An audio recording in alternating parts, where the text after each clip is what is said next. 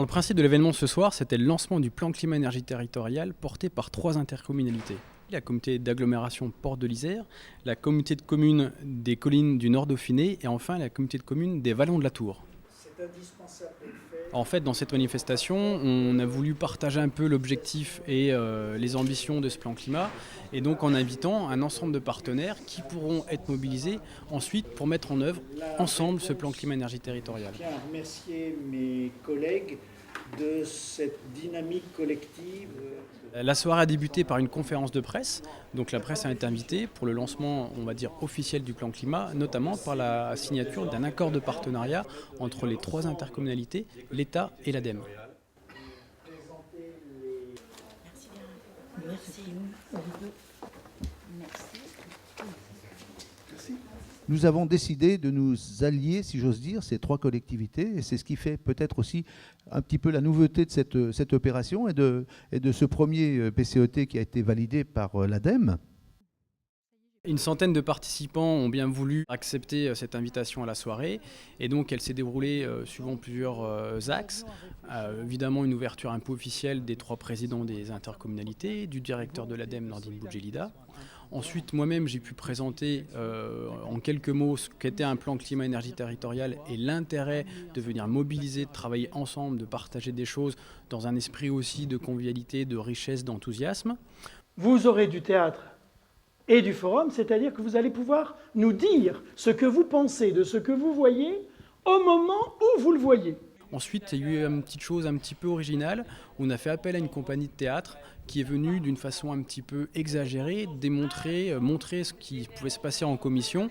Et donc ensuite, il y a eu un temps d'échange avec différents interlocuteurs qui venaient se déplacer sur scène. C'était assez sympathique d'ailleurs.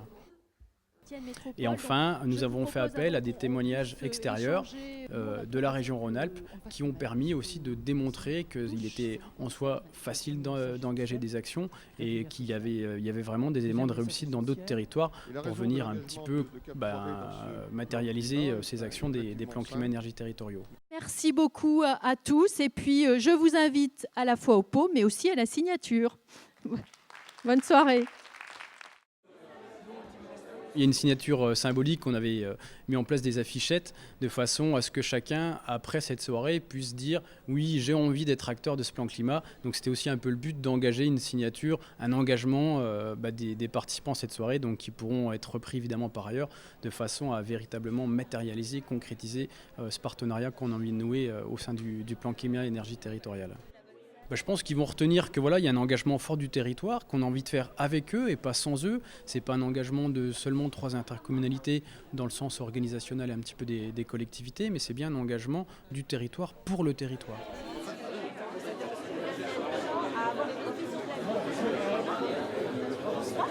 L'objectif de cette soirée, c'était de mobiliser, de sensibiliser sur quel intérêt j'ai à entrer, à devenir un acteur du plan climat-énergie territoriale. Je crois que ce qui est important, ça a permis, par un jeu avec le Théâtre Forum, de démystifier certaines questions, de se dire finalement les craintes que je peux avoir, je les partage, mais finalement ensemble on pourra construire des choses avec nos doutes, même si on n'a pas le modèle encore de ce qui va ressortir de ce plan climat. Ce qu'on peut retenir de cette journée, c'est tout d'abord la co-construction. Et je crois que je viens de le dire aussi, comment construire ensemble au sein de son territoire, au sein de son patrimoine et services, avec les acteurs économiques, que ce soit les agriculteurs, les entreprises, mais aussi les différents relais, les chambres consulaires et industries par exemple. Ensuite, comment construire ensemble avec le grand public et aussi avec les communes qui font partie du territoire, mais aussi des intercommunalités limitrophes, notamment, et d'autres partenaires, comme le département, la région, par exemple. Quel a été le plus intéressant dans cette journée ? Probablement l'intervention de notre collègue de Roanne, du Grand Roanne, qui nous a démontré que le réchauffement climatique, les plans climat, c'est une affaire importante, sérieuse, mais qui peut se faire avec de l'imagination, de la convivialité et de la mobilisation. Ce qui me semble important, c'est le nombre de participants, le nombre d'élus bien sûr, mais aussi les acteurs socio-économiques présents. Et je relèverai aussi la participation très forte des agents des communautés de communes. Et on sent que les agents sont aussi très partie prenante de ce plan climat. Alors les autres étapes, évidemment, parce que là, on a créé Nathan, donc l'idée, c'est de tenir toujours un petit peu en tension les partenaires.